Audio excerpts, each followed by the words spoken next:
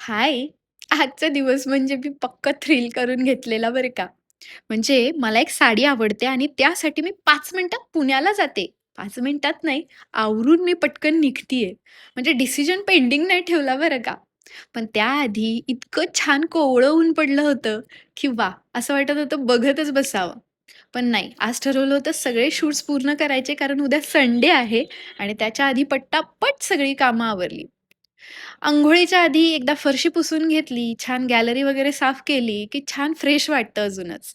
मग तेच करायच्या आधी स्वतःसाठी ब्लॅक कॉफी आणि गरम पाणी करून घेतलं.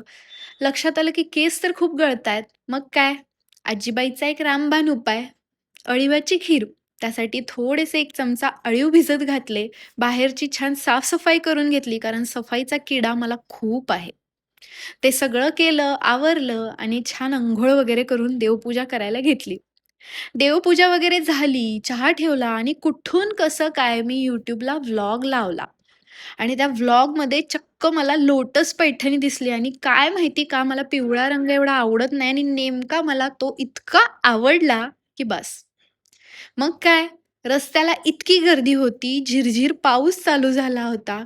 मग खीर करून घेतली, चहा पिला आणि ठरवलं, मला जायचंय. म्हणजे मी हट्टच धरला, मला जायचंय, मला ती साडी हवी आहे आणि मी हट्ट करावा आणि मला ती गोष्ट नाही भेटणार, असं होईल का? 5 मिनिटात स्वतःचं आवरलं. कारण आपल्याला कोण बघणार आहे? पुण्याला निघायला तर 1 तास लागणारच होता. मग पुण्यामध्ये पोहोचले मंडईमध्ये आणि मूळचंद. मला मूळचंदच्या साड्या प्रमाणाच्या बाहेर आवडतात. मान्य आहे दुसरे ब्रँड्ससुद्धा आहेत आणि हीच ती लोटस पैठणी. जी ₹900 ची होती, 1900 ची होती आणि 3500 ची होती. मी 1900 ची घेतली आणि माझा जो आवडीचा रंग होता, तो मी घरूनच ठरवून गेले होते आणि तो रंग येईपर्यंत मी हे असे बाकीचे उचापत करत होते. आणि ही पाहिली येलो साडी मला खूप आवडलेली.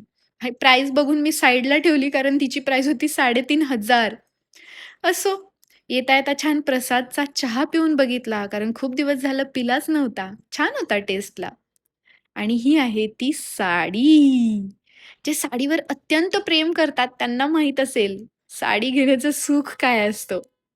पटापट स्वयंपाक करून घेतला, छान जेवण केलं आणि असा होता माझा आजचा दिवस. चला भेटूयात, बाय.